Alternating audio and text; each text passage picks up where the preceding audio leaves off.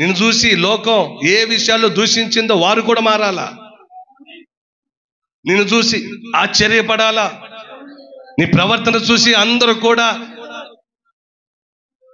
ఆశ్చర్యపడేటటువంటి సాక్ష్యాన్ని మనం సంపాదించుకోవాలా.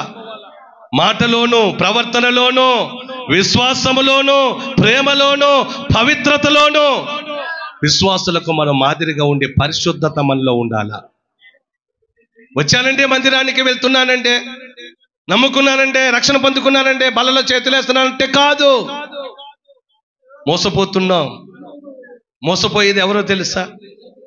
తాను నిలిచి ఉన్నానని తలంచువాడు మోసపోతాడు. నేను బాగానే ఉన్నానంటే, దేవుడు అన్నిటి నన్ను ఆశీర్వదిస్తున్నాడంటే, చెయ్యి చాపకుండా నన్ను బ్రతికిస్తున్నాడంటే, ఒక ఇల్లు గుమ్మం తొక్కకుండా నన్ను బ్రతికిస్తున్నాడంటే కుదరదు.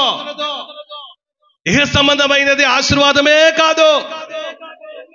నిజమైన ఆశీర్వాదము నువ్వు పరలోక చేరటమే నిజమైన ఆశీర్వాదము. స్తోత్రం చెప్పండి. పరలోకములో నీ కొరకు కట్టబడుతున్న ఇల్లు ఉందే, అది ఆశీర్వాదం. ఆయనతో కలిసి నువ్వు జీవించడమే ఆశీర్వాదం. ఆయన ముఖాన్ని నువ్వు చూడటమే ఆశీర్వాదం. ఇక్కడ నేను అలా ఇలా బ్రతుకుతున్నానది ఆశీర్వాదం కింద లెక్క కట్టడా. ఆత్మీయులు, విశ్వాసులు, దేవుని యందు నిరీక్షణ కలిగిన వారు ఆశ్రయించబడుతున్నారు. దేవుని యందు నిరీక్షణ లేని వారు కూడా ఆశ్రయించబడుతున్నారు.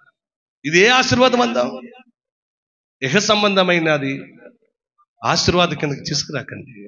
పరలోకములో ఉన్నదే మనకు ఆశీర్వాదం. నేను అక్కడ చేరుతున్నాను లేదా అనేది ఆశీర్వాదం.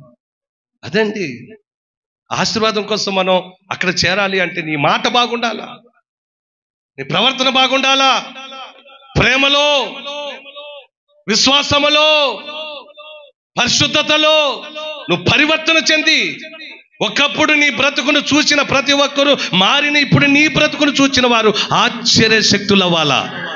స్తోత్రం. ఎంతగా మార్పు వచ్చిందో అని ఆశ్చర్యపడాలి.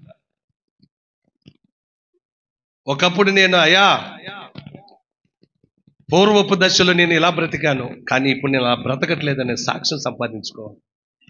అది నీవు చెప్పుకొని దప్పు కొట్టుకుంటే సరిపోతుంది. నీ భార్య అయినా చెప్పాలి, నీ పిల్లలైనా ముందు